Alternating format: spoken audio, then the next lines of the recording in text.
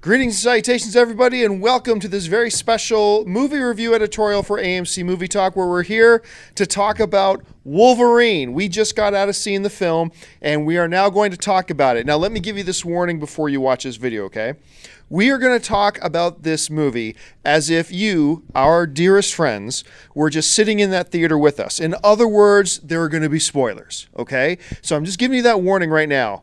In advance, as plain and as clear as I can, there are going to be spoilers. So, if you're the type of person, if you haven't seen the film and you're the type of person who doesn't care about hearing about spoilers because you're going to see and enjoy the movie anyway, watch on. However, if you haven't seen the film and you're the type of person that doesn't like to know anything, then just stop. Put this in your watch later list or your favorites list or whatever and come back and watch the video later because we are going to go right into it. First of all, joining me, I want to introduce you to, of course, our regular around here. Hey, what's up, everybody? Just saw the Wolverine. Can't wait to spoiler it for you. So we're going to talk all about the beginning, middle, and end. So like John said, I'm going to spoil everything if he doesn't first, and then if she doesn't. So, and speaking of she doesn't, we are joined by a very special guest today for this review. She's the host of the online movie show It's a Wrap over on Clever Movies, Miss Erin Darling. Erin, thank you so much for being here. Thank you for having me. It is a pleasure. I'm glad I got to see Wolverine with you guys. Yes, us too. So, let's get into it. We just saw Wolverine. Schnepp, let's start with you. First, your general impressions, your overall general impressions of Wolverine. Why do I gotta go first? all right, general impressions. If you saw Wolverine Origins, the film that came out in 2009, this film beats that. But this film does not beat a lot of the other summer blockbuster movies that came out, at least to me. I found there was a lot of highs and a lot of mediums and several lows in this film. It was uneven for me. I found it to be the action scenes were really great in certain areas. In other areas, it became really cartoony, and I didn't understand certain decisions that the script went in, and certain decisions the way it was directed. The key high point of this entire film is Hugh Jackman as Wolverine. I mean, he's really an unbeatable force of nature.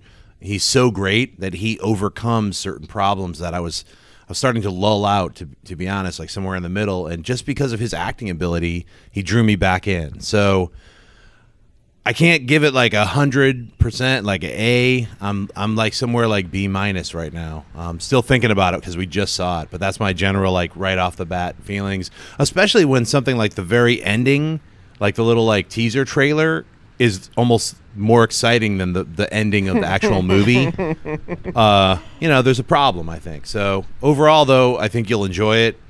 I liked it. I'm going to see it a second time, but I wasn't jumping around. So Erin, how about you? Your general impressions of Wolverine? Okay, well, I liked it a little bit more than Dream Crusher over here. I shall crush your soul as well. Everyone out there that's watching, don't worry, it's not that bad. I liked it. I liked the ending a lot, the little teaser part that was exciting, but I think the best part was the guy sitting in the row behind us that just lost his cookies. I don't know what I'm allowed to say on the show, but he lost it. He was really excited for that. So we have a lot to look forward to in Days of Future Past. But like, I really think that Hugh Jackman is at the top of his game. I've never seen him better as Wolverine. He's about to turn 45. He looks amazing, and I think he did an incredible job. There were moments where it felt long to me. I started to notice some pacing problems. I felt that it felt like it was 2 hours.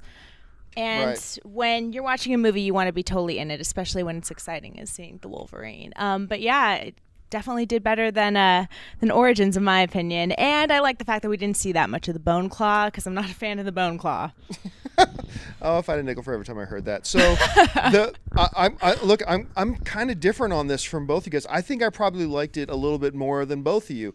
And the funny thing is, I loved it up until we got into the third act, maybe a little bit into the third act. Look, this is not the Wolverine film I was expecting at all. And I found myself really pleasantly surprised. I think this is the best we've ever seen Hugh Jackman as Wolverine. This is the best Wolverine we've ever seen. And I was expecting, like X-Men Wolverine Origins, right?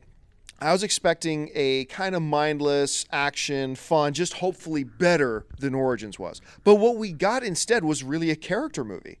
it was a character movie about Wolverine and really all the things that he's gone through and what he's going through and what he's dealing with, and really more about him, a lot of introspection. And I found myself eating it up. That when the action scenes came, I'm like, oh yeah, this is an X-Men film. But I was loving it. And then when we got closer to the end with the giant mechanical Silver Samurai, the Silver Samurai is not in this movie, really. But I found myself at that when it got kind of cartoony, when it got more Origins-ish. That's when it kind of pulled me out a bit. But overall, I thoroughly enjoyed the film, really a lot. Like I said, I would have made changes with the ending of the film, but I can say that about a lot of the movies that I really like. All right, now let's get into some specifics, but we absolutely have to start with the end credit scene. There is an end credit scene in this film, and oh my God, I think it is my favorite end credit scene ever. Yeah, period. You know, in my head, after the end credit scene had finished, I was about to turn to Dennis and say, you know what, this is the best end credit scene since the end credit scene of the first Iron Man film when we see Nick Fury come out. And then I thought about it for a second. I said, no, this is better. It was exciting. It was great. And I was telling Anna as we were coming out, it's like, what was awesome to me, because my favorite comic book character is actually Magneto. And what's so great is we just finished watching this 2-hour movie about how unstoppable and just how ferocious and how powerful Wolverine is. Then he runs into Magneto in the end credit. Stop. Yep. And you're nothing to me. And I loved that. I love that. And then Charles comes out. It was so great. Aaron, you saw the end credit scene start. What's your reaction to the end credit scene? Well, it obviously made me really excited for Days of Future Past because I mean, being at Comic-Con, there's a lot of talk about that movie, and I wasn't really sure where Bryan Singer is going to go with it. I mean, it's time bending and time travel, I think, is really, really hard to pull off in a lot of movies in a way that I end up liking it. Right. But I think this one might be really cool, and I'm pretty excited to see it. Yeah. There's like old friends week. Like you see Ian McKellen as Magneto, and then you see Patrick Stewart back in the wheelchair. Wolverine's like, you're supposed to be dead. Yeah. And everyone's like, and they went back and like did some of the better things from X-Men 2, like his power to freeze people. Yes. Like, and just little things like that really bring you back into like what were my two favorite X-Men movies, X-Men and then X-Men 2. I mean, X-Men mine United too. was incredible. So that ending does make up for what I thought. I agree with you, is the ending of the Wolverine movie is kind of feels like a different film from the other, 2/3 or even almost absolutely. 3/4 of it. The last 1/4 of it is like, I'm still at odds with whether I liked it or hated it. I'm somewhere in the middle of at least the 1/4 of the ending. Right. With the, Serpent Woman and the giant CG silver guy. It felt like all this buildup was for nothing. I felt, that's all. To me, it's like when stories build, and plus, the rest of the movie's so great. It does have all these actual emotional moments, and it gives a lot of time to develop Logan and Mariko, and why he would fall in love with this woman and protect her. So it's it felt a little like a bummer to me. So I'm not going to bum everyone out and be dream crusher guy, but I'm going to crush a few of your dreams and be like, just relax. Or you know what? Before you see the Wolverine, watch Wolverine Origins, and then this movie's going to be awesome. That's what I'd say. Oh my gosh! Like just pepper that one in, throw that in the DVD, start crying a little bit, and then watch this movie. And I think James Mangold did a really good job directing it. But to be honest with you, after it was over, I was sitting there and my mind flashed to like, wow, I wonder what Darren Aronofsky would have done. Oh my God, that's exactly what I thought. I really wonder now, and kind of wish he wasn't doing Noah. What's up, Noah? I'm just like, I question. I mean, I have the right to question these things. I could be wrong, but Noah. That's, to me, I'm like, why did you walk away from the Wolverine or whatever's behind the scenes stuff happened? That's what my mind raced to, and also then I was also like, I can't wait for X-Men, Days of Future Past. Still got Kick-Ass to look forward to. That's what my mind started going to after that end credits thing was going on. So yeah, it's just that it is just such a disappointment that the ending kind of fell flat, because the first 3/4 of this film are so different from anything we've seen in any X-Men film, not just Origins, but any of the X-Men films. and I was just eating it up, and I wanted to see those big height, like the action scene on the train. I thought was great, and when I saw it in the trailers, I thought it looked kind of lame, but actually in full motion, I thought it was great. Yeah. I thought there was a huge missed opportunity with that fight with the ninjas near the end. That should have been your key centerpiece. That could have been amazing. Well, the here's arrow something scene. Yes. Here's something that's really weird that you mentioned that now. In the trailer, there's all these action sequences with him when he's got all the arrows and he's pulling those ninjas and things are exploding. Yeah, and he's had a bunch of ninjas on him. He's standing up. Yeah, that's not in the movie. No, not in the movie. So what's up with that? I'm sort of irritated, to be honest with you. I don't like that when you see something like brings me back to Predators, when all those lasers are all on Adrian Brody, and then when you actually see the movie, it's just one. Because Predators, they're like, wow, there's 1 million Predators. Can't wait to see it. Now there's just 3, yo. There's just 3. What? You lied to me. I know. We got you in the theater, right? It's not that bad, but I was sort of like, what happened? I thought, I saw like 3 different trailers that had all this action with him fighting these ninjas, and it's not in the movie. So no, instead it was a really slow 2 to 3 minute long scene of just him walking down the street, having an arrow shot in his back. And it's like, okay, this could have been really... And I was hanging in there with it because I was expecting it any second. He's going to turn around with his claws, cut the chains off in the arrows that are in his back, and he was going to start to serve up some Wolverine justice. Yeah. That's what I was expecting to see. And it didn't come. And then I thought, okay, well, they must be saving something really spectacular for the fight with the well, let's call him Silver Samurai. And... that fight had its high points. It did. There were some pretty cool things about it. Getting his claws cut off was pretty cool. Sure. And all that kind of stuff. But yeah, just that whole last 15% of the movie to me was just a missed opportunity. Let's get all the negative stuff out of the way right up front. Okay, Aaron, when you're looking at, aside from like the last 15% of the film, what other aspects of the film didn't quite work for you as you look back on it? Well, honestly, it's funny. When I was thinking about what I wanted to say about the movie, the thing I hated most is that there was no Darren Aronofsky. And that's so funny that you said that, because I love him and I thought he would have done a great job. And I don't know if you guys remember back in 2012, Guillermo del Toro said he was interested in directing a movie like this. Not to say anything bad about James Mangold, because I think he really encourages great performances from his actors, and Hugh Jackman has even said that he feels he's the best as Wolverine in this film, and a lot of it comes from the direction he was given. I would say that I would have liked to see different things happen in the movie, and it would have been awesome to see Darren do it, but I think that that might be my biggest thing, is just kind of the overall direction. But then again, I didn't think it was bad. So it's kind of, it's hard for me to say that, like, oh, it was bad, I hated it. I didn't. So let's now go all the way to the other end of the extreme. Let's talk about the beginning of this film. I thought the beginning was great. I love it when movies don't waste time and they just, okay, the movie's starting and we're into it.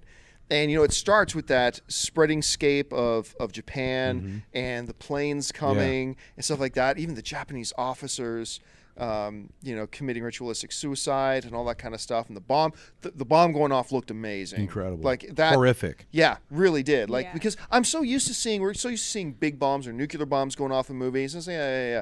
This shook me. Like you saw that going off and you saw the city being leveled.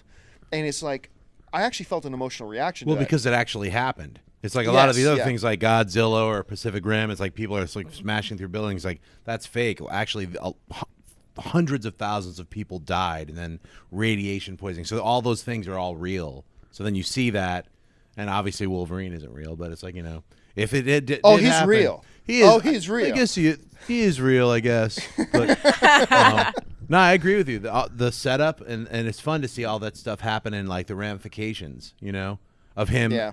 Then they jump right into After the Last Stand with his like nightmares of Jean Grey. So, yeah, I'm glad you brought that up. Like, I don't know what you were thinking, Aaron, when we saw the trailers. I was expecting to see Famke Janssen as in one flashback scene or something. I know for me, she had a much more significant role in this film than I was expecting. What did you think of all those interactions?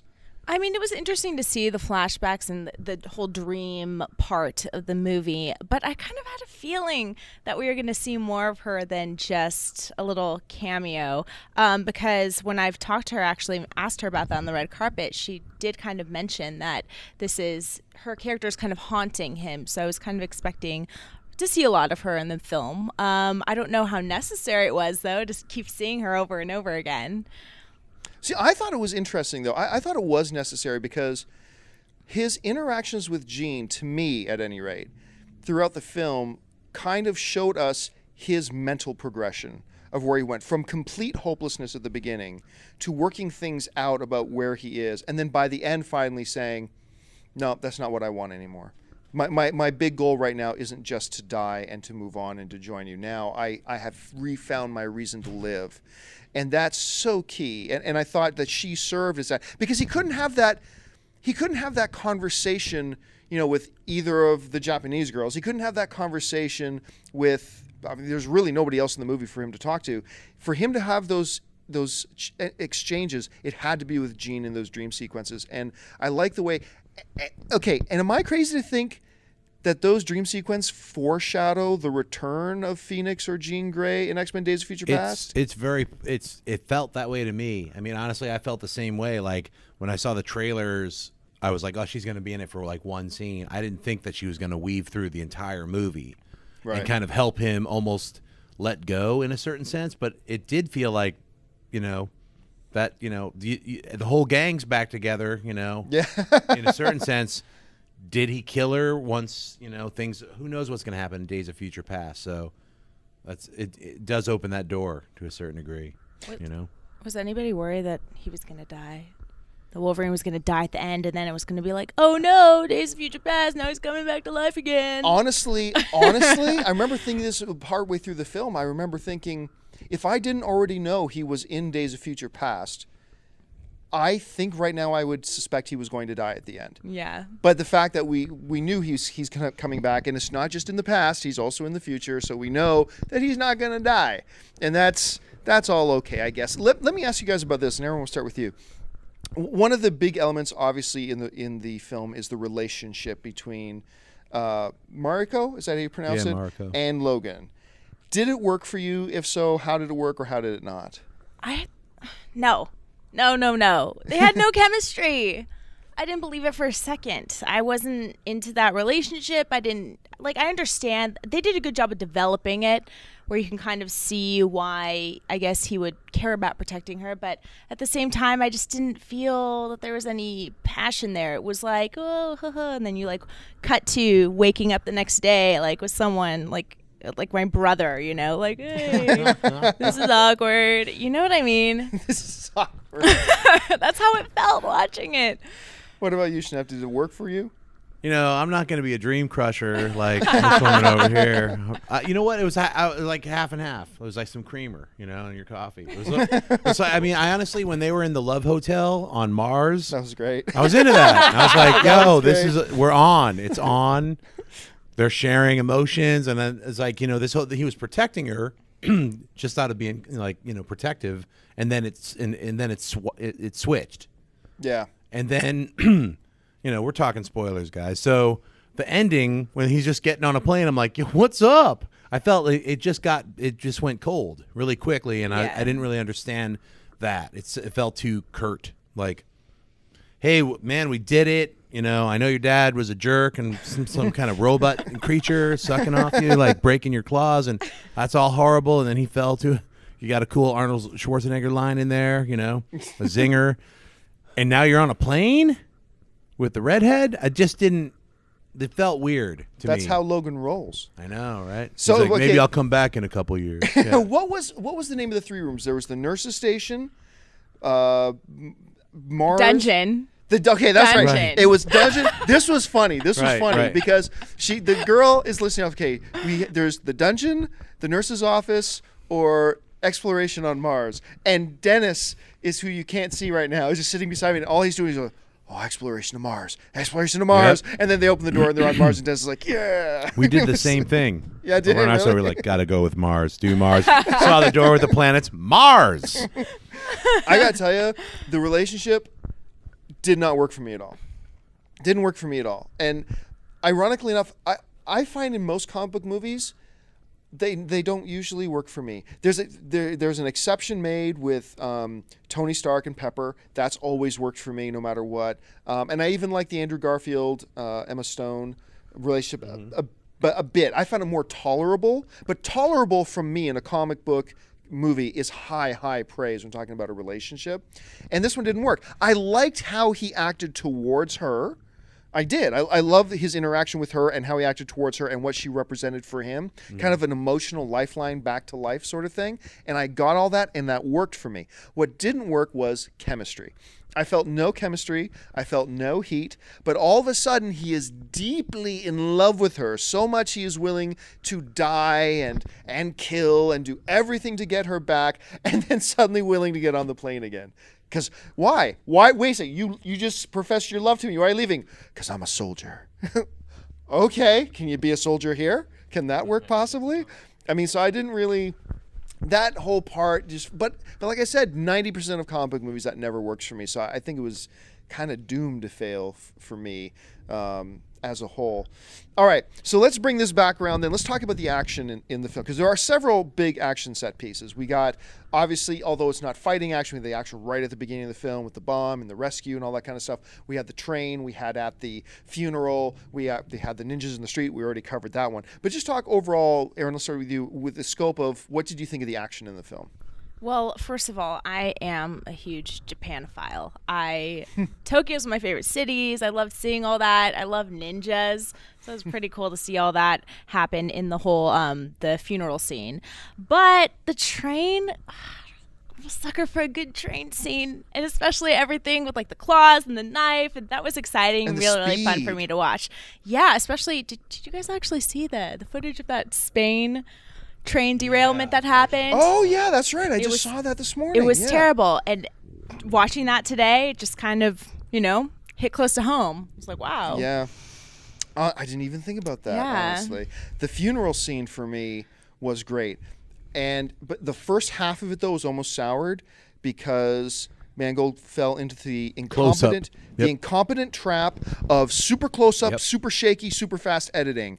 And let's not let people see what it is we're doing and pretend that creates the illusion of action. It doesn't create an illusion of action. It creates the illusion that you're an idiot. And you're not an idiot. So why give us the illusion that you're an idiot? I hate that so much. But then I found it tapered. Like once they started running out into the streets, and the camera was following behind him, that's when I was like, thank God, because like all that up close stuff was like, I was like starting to get irritated. I was like, really, that's how the action's gonna go in this film? I was so worried. And then all of a sudden, once they're out on the street, everything opened up. You got to see what was going on, and it was great to see Wolverine jumping over and doing all this mad stuff. Was great without his healing power, so he's like hurting while he's doing this stuff. So I thought it was a really good action scene. Dream Crusher, guys. The train sequence is incredible, but I just feel like, why is it that one guy who's like almost on par with the Wolverine, like doing backflips and like they're on a bullet train? It's got to be. I mean, the Viper Serpent Woman with the weird tongue has less ability of fighting.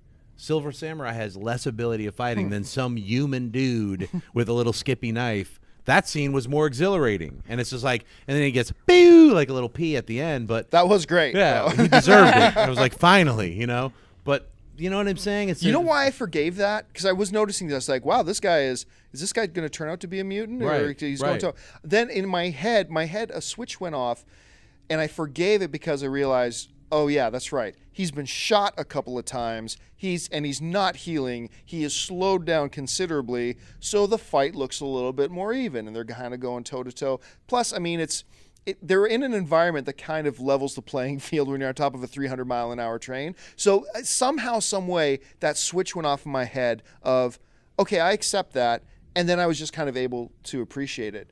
I did appreciate it up until to the end of this movie, where then I was like, well, how come that bullet? I mean, that's what the logic part was like. That was awesome, and then my mind goes back to that part when I have an unsatisfying ending. Yeah. So. And I think there's some mutant confusion too, because not all mutants have healing powers. So like Viper, she gets that arrow. oh, look, I guess she's got healing powers too. Like, Yeah. I understand she's immune to all toxins. Okay, so she's Marvel's response to poison ivy. Great. Okay, but why is she pulling an arrow out of her chest? Just because she's a mutant doesn't mean she can heal, does it? I mean, maybe I don't know enough about the Viper character, but I don't recall that being one of her deals. Maybe it is, and I'm just making myself look like Well, there an were a idiot. couple of other sequences with her when she like spit venom at that Yeah. one guy, and he had the bubbles on the face, and then the very next cut in this, I mean, in the same sequence, he didn't. Yeah, I Yeah. noticed that too. And I was like, what? Yeah, I mean, big mistakes like that are, you know, to me almost on par, almost unforgivable. Where you're like, what did I just see?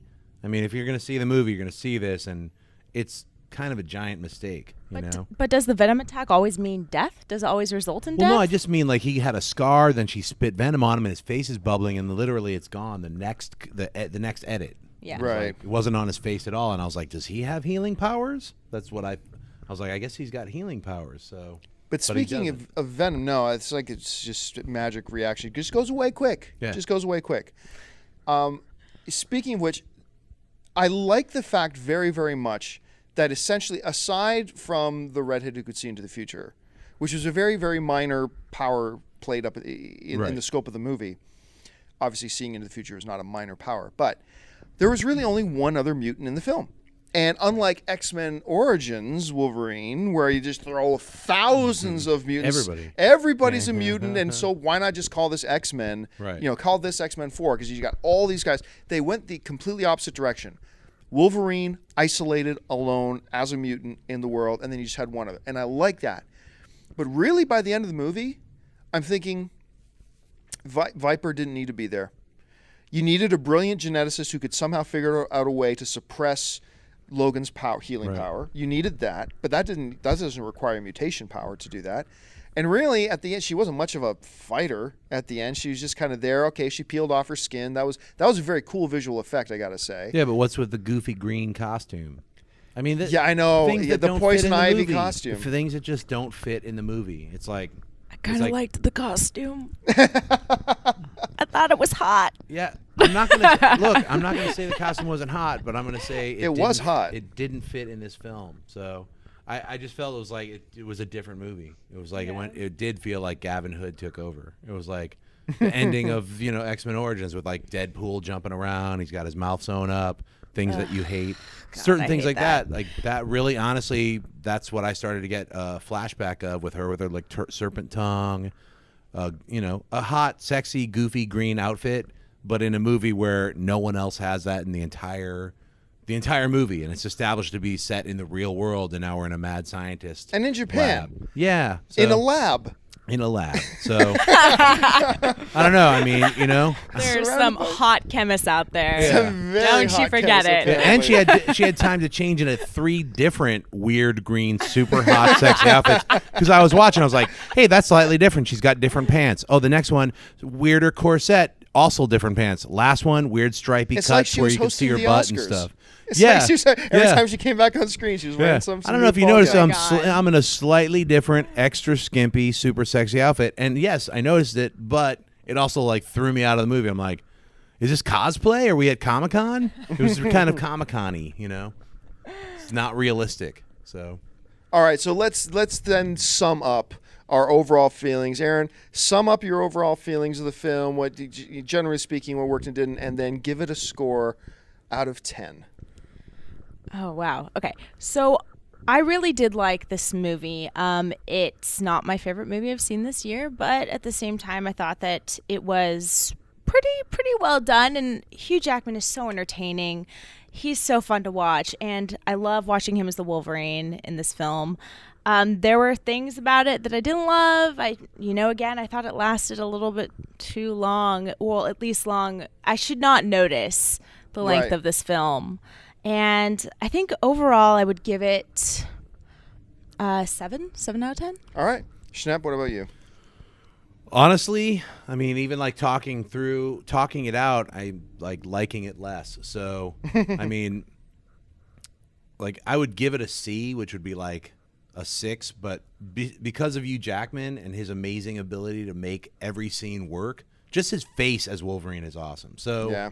you know, I'll rock a 7 on it. Like it'd be like a 6.9. Like it would be like a C plus, you know, Right. like, but because of Jackman, B minus. So I mean, if you're gonna grade the film, yeah, you got a B minus. I don't know. I just like I'm gonna have to see it a second time, but yeah, like I would give it like a 7. I'll agree. So. See, now I spend a lot of time talking about things. Okay, I thought the ninja fight was a waste of opportunity. I didn't like the whole fight with the giant samurai mechanical thing at the end. I didn't think the relationship the romantic part of the relationship I didn't think worked, and I thought Viper was a pointless character. Spent a lot of time talking about those things.